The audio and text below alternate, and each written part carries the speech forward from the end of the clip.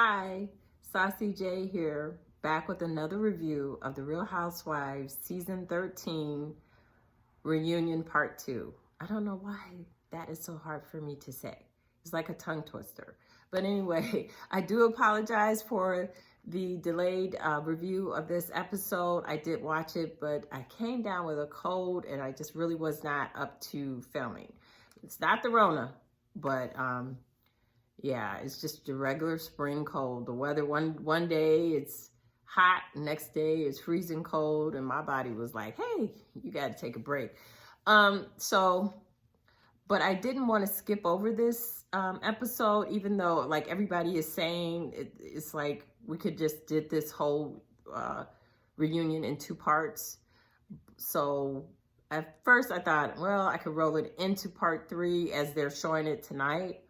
But I said, no, it's still some insights that I would like to share in full with you guys as we lead into the final show, which is part 3, which is showing later tonight. So without further ado, I'm just going to go ahead and review Real Housewives of Atlanta Season 13 Reunion Part 2. If you're coming back, thank you so much for coming back and watching me and giving me a shot. If you're new, welcome.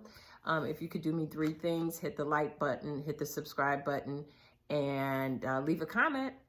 Let me know you're out there. It would be greatly appreciated. So, like I said, without further review, I'm going to go into my review of this part 2 reunion.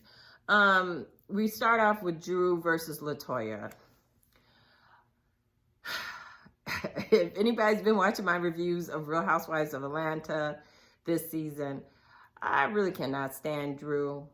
Oh my God. And her talking about she's repping the Chi, she's talking about, want to mess with me because I'm from Chicago. Yeah, girl, right. You probably grew up in the suburbs, which is a world of difference from real life in Chicago. So, and just like when Kenya was yelling, I'm from Detroit, she still got handled by Portia. So you shouldn't be shouting that too much. I don't think Latoya is afraid of you. So that was really pissing me off, because Drew is phony. She's clinical. She's a clinical, pathological liar. And it's clear that she has been watching The Real Housewives of Atlanta. Her strategy is, after watching it, she figured I'd get the most camera time if I just keep hating on Kenya for no reason. For no reason. And just attack. And it's just, that's the one thing I don't like about with Black women and these reality shows. The attacks are so vicious in a different way. I mean, all the ladies are vicious. Even, there's been some scenes like with Beverly Hills when Lisa Rinna got out of pocket with Kim, I think it's Kim Richards, when Kim Richards was going to let the real tea out on Lisa Rinna's husband. That's when she broke the glass and was threatening to cut somebody, but they were still able to come back and be cutesy. Atlanta and Potomac, they're getting a little too vicious and visceral with the hate. We got to ease up on it, because I think, when I read the comments and I feel the hatred that's being directed towards Kenya, it's getting dangerous. And so, Drew, I understand you want to get a check and you want to, and from what I understand, all the ladies are being asked to return, including Latoya, which I hope that is the case. I think Latoya would be interesting, even though I think her strategy is wrong, and I'll go into that later. But, Drew, you need to ease up on your on your strategy to just be evil and hateful towards Kenya. It's really sick. So, because like I'm getting ready to get into, the drama starts with Latoya shading Drew's wig choices. They were horrible. It's clear that this girl hasn't had a job in a long time. She's pulling out old stuff. She's pulling out old ratty wigs, horrible clothing. It's like, why are you on this show? I mean, when I first started watching Real Housewives of Atlanta, it also included fashions. The women were trying to dress. They were trying to attain, bespoke items, fancy cars, you know, the Louboutin shoes was all the rage. You know, seeing Nene clunk around in those Louboutin shoes, those red bottom shoes with the platform front part of the heel and the stiletto heel. Drew, you just came on looking horrible, looking like a, you know, well, I can't say ragamuffin, can I? But she looked like a bum, okay? Her fashions were just horrible. Her wig choices were horrible. And so Toya, you know, she's trying to find her way in the show. So, okay, let me pick on a new girl. We're both new girls. I'm going to pick on the easy thing, which is the wigs. The wigs were horrible, Drew. They were just horrible. Hopefully next season you will have money, but I don't think so, to get a stylist stat, a hairstylist stat. Stop doing your own wigs because it's obvious you don't know how to do them. And, you know, just step up your game like you did at the reunion. Even though Toya said her wig game that night was better, no, it wasn't. You could see when they zoomed in, she had no baby hair, and you could actually see her braid picking out. She still had a problem. It looked better. Her makeup was on point. I'm talking about Drew. But your wig game is off. And the women do that. It's nothing to get vicious about. So, you know, Latoya owned up to the fact that she was, you know, shading her wigs. But once again, Drew tries to bring in Kenya and shows Kenya having a bad wig moment and then tie it to Kenya Moore hair care. Okay, let me just stop, you guys, you know, because I keep seeing people questioning whether or not that's Kenya's hair. One of my ex-hairdressers did Kenya's hair for a photo shoot. He said that was all that woman's hair. Kenya is known for having long, thick, luxurious hair. Some black women have long hair. Get over it. I don't know why it's so hard for black women to accept that other black women have long, thick hair. And she's just one of them. And, you know, to tie it to her business, that was a real low blow. And, you know, but Drew is just, she's so vicious towards Kenya. It's just unreal. And even Andy was trying to figure out, like, what is the problem? And like Kenya said, she tried to be nice to her. Yeah, she shaded her, gave her, you know, razzed her a bit when her and her husband came in talking about strays. They did look like strays. I mean, Drew came in with a boot on, a cast on, her husband, you know, it's like the whole point of Atlanta. It's not about fighting or, you know, getting the stabs in. It was about showing off nice clothes, showing off nice cars, homes, and stuff like that. As well as every now and then you get your little jabs in. So, and I'm glad Cynthia spoke up, who's been quiet so far for most of the reunion. It's like, girl, why are you there? But anyway, but I'm glad Cynthia tried to say it was just fun shade. They all shade each other about wigs. They all shade each other about hair. It's nothing to, you know, make it serious about. But Drew just won't let it go. You know, she doesn't apologize to Kenya for shading Kenya's hair care business. And I don't think, if I was Kenya, I would never be cool with that girl. I just would pay her dust because it's obvious she's a nut. And then Toya was saying, so they asked Toya why did her attacks against Drew go by, you know, so vicious. And she's like, well, Drew shaded me about, you know, telling me I don't know about husbands or I don't care about husbands. And like Latoya had told Drew, I'm going through a divorce. So she can do whatever she wants to. She can flirt with whoever she wants to. And for her to just tell somebody that was new to the group, oh, don't talk to her about husbands. She don't care about husbands. Drew, that was horrible. So I'm with Toya. She should have went on the attack after that. Let's see. Then they talk about the party. I think it was the party at the girls' trip in North Carolina. And they were all attacking Kenya once again.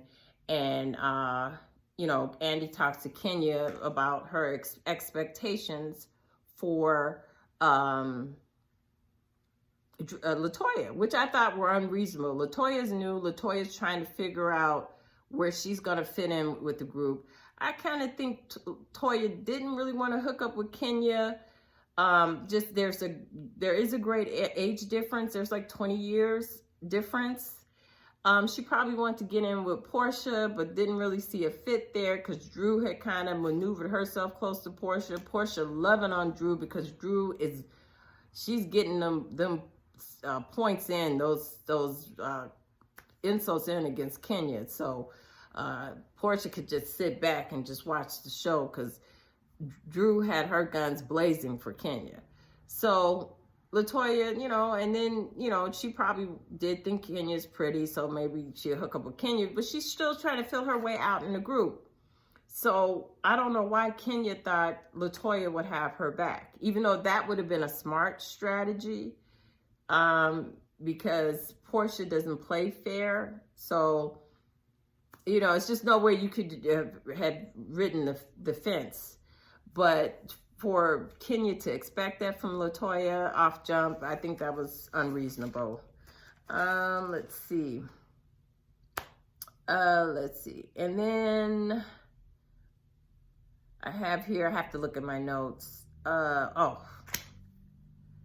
they bring up Drew putting out there that Kenya and Latoya had something going on, like in a relationship. There was a real attraction there. And the real thing is, it wasn't that Kenya and Latoya had a connection. It was that Drew and Latoya had a real connection. Kenya, once again, she's trying to, I think she was a little bit off her game this season because of all the crap she's going through with her husband, Mark. So to get a storyline going, she tried to play like she had a girl crush on Latoya. Kenya does not play back for the other team. She's strictly, as they say, strictly dickly. She is not into no women like that. Now, she could appreciate Latoya's beauty, because Latoya is definitely beautiful. And can I say, all the ladies are beautiful. I mean, black, don't crack. All these women are gorgeous. Just sitting there, just looking at all that beautiful brown skin, just gorgeous. They all look gorgeous. But Kenya was just doing that for a storyline. I didn't find it convincing. In fact, I found it kind of cringy, especially when she was saying, and she was upset that Latoya was trying to get close to Portia, her main nemesis, her arch nemesis. And, when old girl was kissing on Portia, I don't think she liked that. But I don't think she wanted it in terms of an intimate relationship. It was more of, hey, you're supposed to be on my side. So, but what Drew left out is that her and Portia actually kissed. Just like Latoya said, you cheated on your husband with me, miss. I don't care about husbands, And they did kiss. And so, of course, Drew, being a pathological liar, is lying, talking about, what, we kissed? Candy was like, yes, you guys kissed. Come on, girl.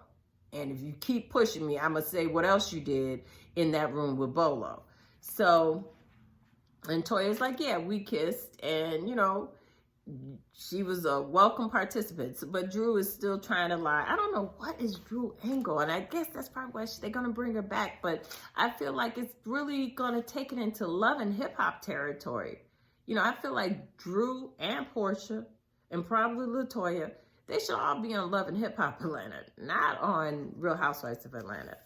So, so while, Drew was trying to once again attack Kenya and say she's an undercover lesbian, I think Drew is an undercover lesbian. I think Drew is just like Portia. They will do anything to try to get to the back. I mean, think about it. Her baby daddy, the father of her son, got arrested flying a private jet full of cocaine. That's how he got arrested. He was flying a private jet. He was trying to smuggle, I think, cocaine into California, and somebody probably dropped a dime. It was probably a setup. And when he landed, they searched the plane and found the cocaine. So that's who Drew was running around with. There's a lot more to that Drew. And I don't know what her husband does now, how they got that money to buy $1 million house. So even though she claims that because Step Up, the movie, grossed so much money, that's how she get her money. When nobody remembered that she was even in Step Up. She had a minor part. You can't tell me they gave her a piece of that action. No, she got paid and that's it. She might get small residuals, but She's not getting that type of money that she's trying to claim. That's why they got that lien, allegedly a $30,000 lien slapped against this house that they just bought, that she didn't show up for the closing. And I don't see how she was able to close on the house without being there. You have to be at the closing. Only her husband. Remember, she said her husband closed on the house without her. That's his house.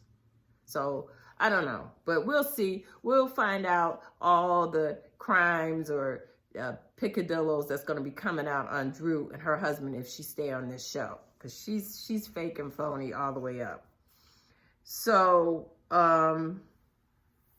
like I said, while she was trying to shame Kenya and Latoya, it turns out she's the real undercover lesbian. So let's see, the next thing they go into, they were trying to shame Kenya, I think, for bringing the baby. And I don't know if that was that part. But, man, I'm sorry. I think I might have skipped my notes a little bit to, yeah. Okay, no, I was right. So at this point, they was trying to shame Kenya about bringing Brooklyn and the fact that she didn't give the option to the other women. I'm with Kenya. If they really wanted to bring their children along, they would have, regardless. And Kenya, really, that comment you made to Candy, I really didn't like. You know, Candy is your, like, one of your allies. You don't attack your ally like that. You don't say, you know, girl, you brought a whole dick in a box to South Carolina. If you wanted to bring your babies, you would have. You have more, you know. So, no, that was wrong. You're stupid. You don't attack the one person who's really been in your corner. Even though I don't think you should trust Candy, because Candy, she's only being this way with you because she knows that you are the engine that's driving this show, because nobody wants to show their real life. They rather just attack you, and they know that the audience loves that because you are playing the role of the villain. So that was a low blow. I didn't like that. So then now the friends of the show come out, Shamia in her Coming to America dress and get up, and Marlo Hampton, oh my gosh, she looked gorgeous. She stuck to the script.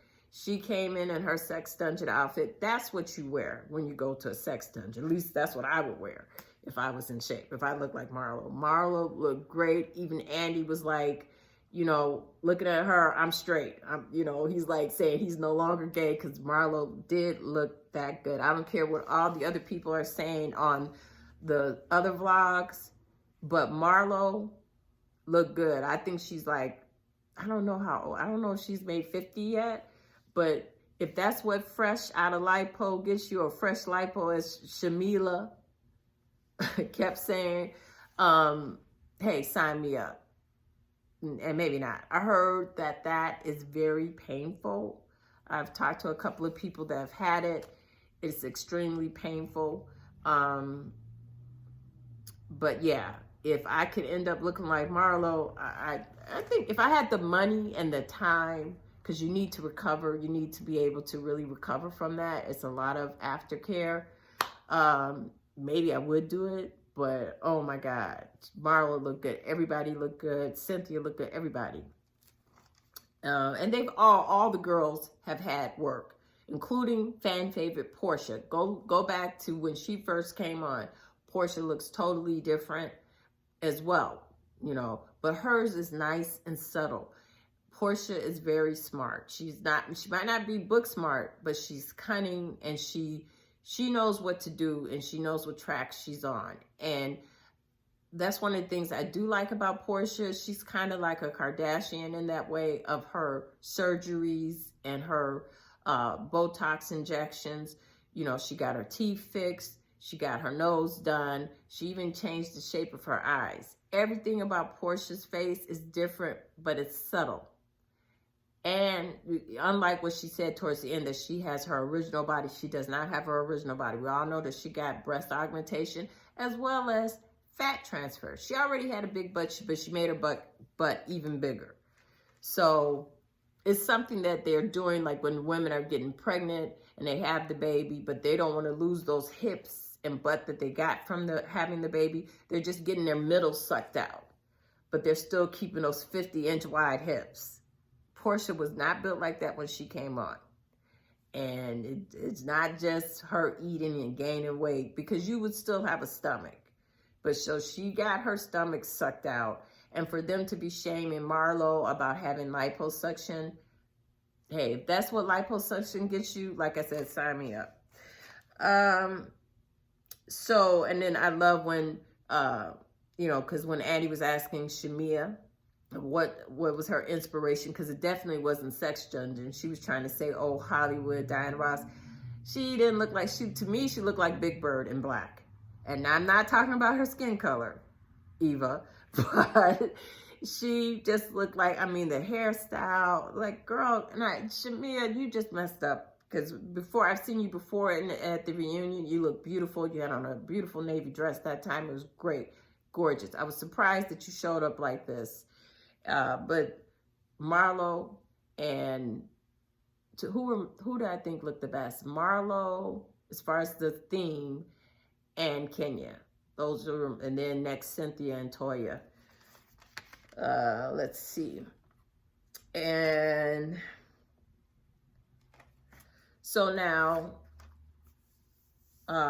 they go into, I'm just going to skip all the rest of the back and forth.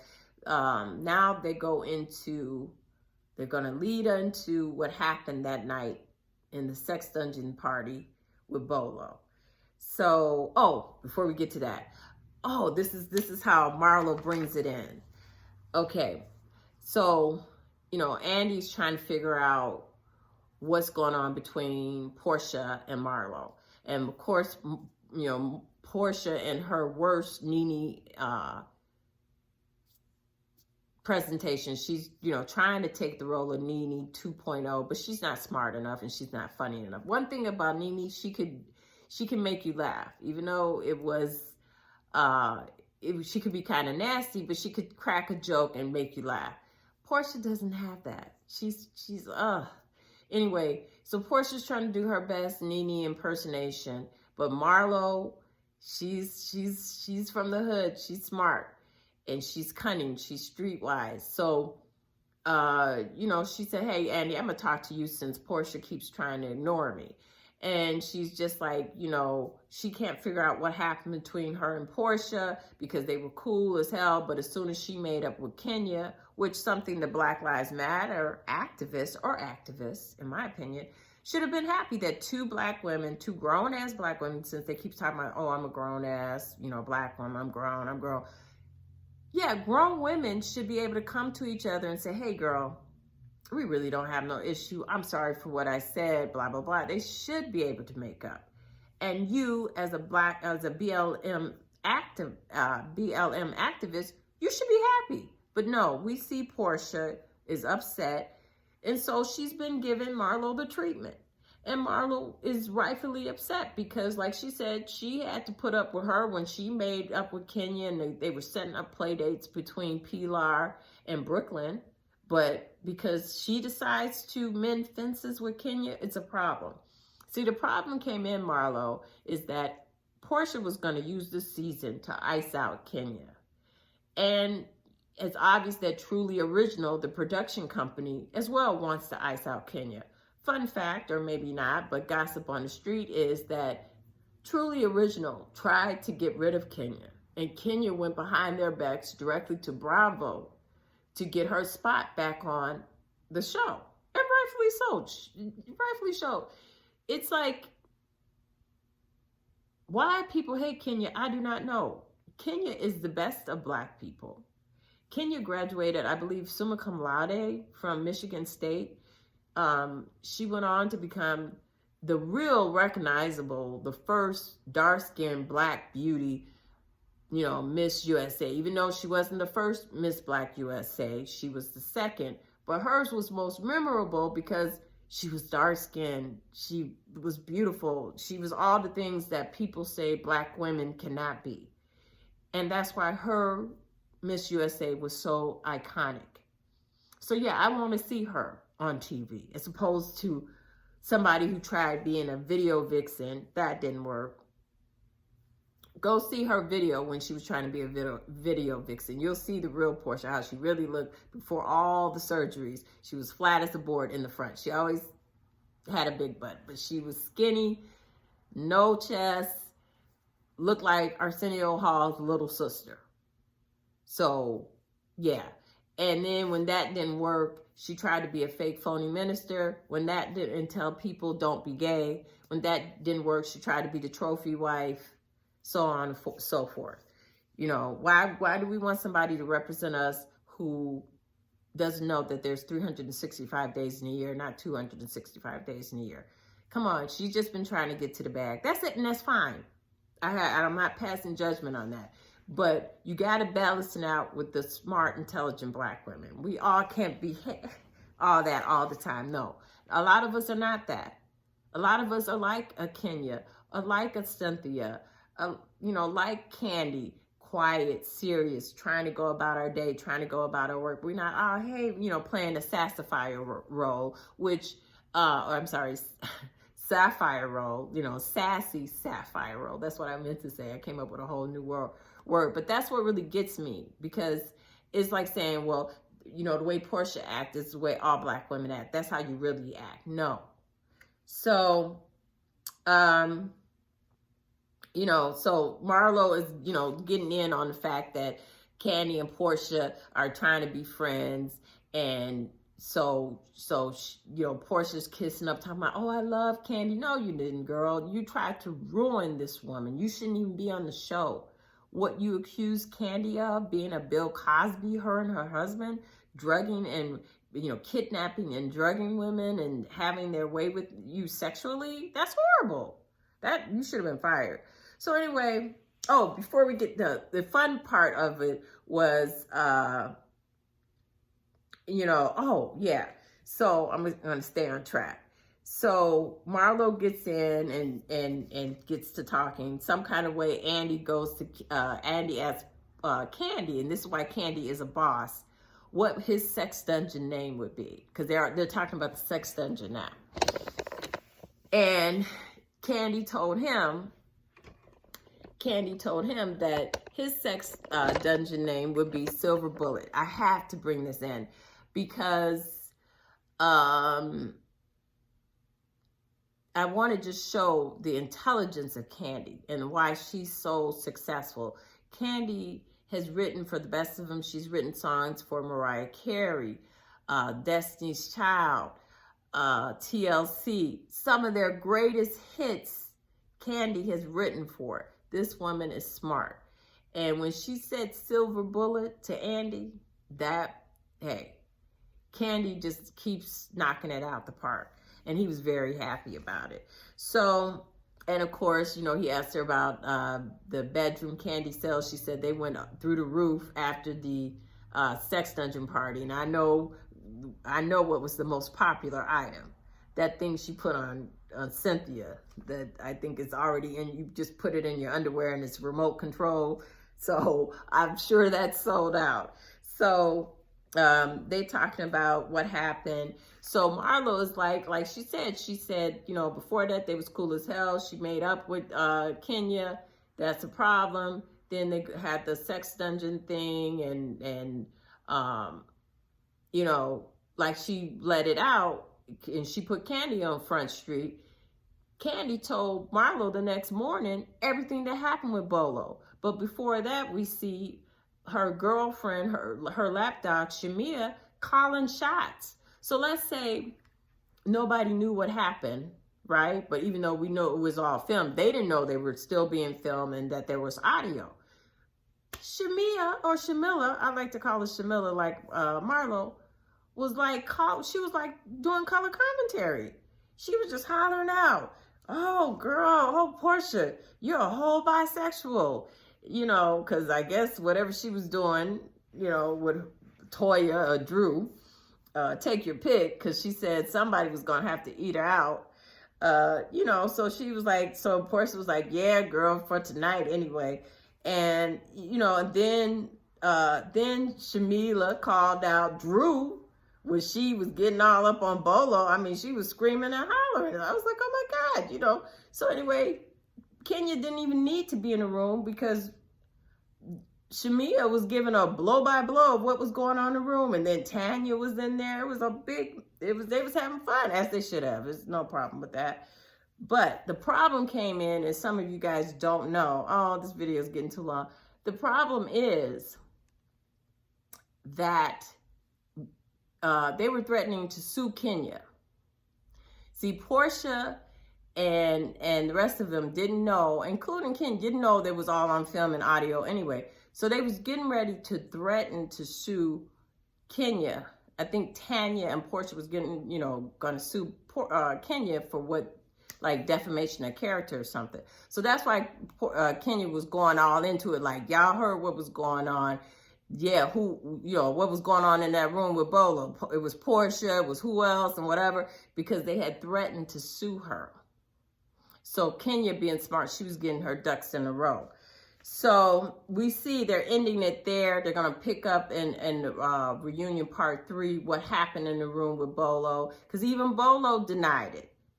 Bolo did a whole video denying that he had sex with one of them.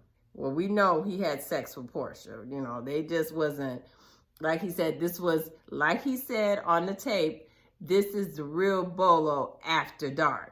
They, you know, I think Drew did more than when she told her husband, Miss, I didn't kiss Toya, I didn't do this, and I didn't do that. Yeah, Shamia was hollering out for a reason. Because she let out a yell that was like, oh my God. It was more than her just grinding on some Bolo, which is no problem. But just, you're a grown-ass woman, like you women say today. Own it. Own it.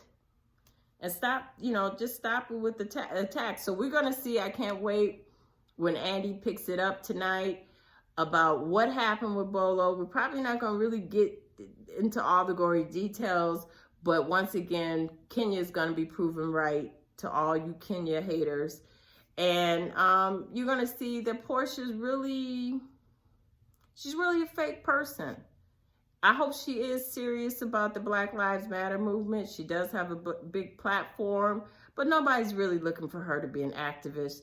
She's played the dumb blonde role a little bit too long. She wants to correct it now by trying to do a Nene impersonation, but I don't think it's going to work. So I'm going to wrap it up now. Thank you for stopping by. Hold tight. I'm getting ready to do part 3, the review of reunion part 3. So see ya in the next video. Bye.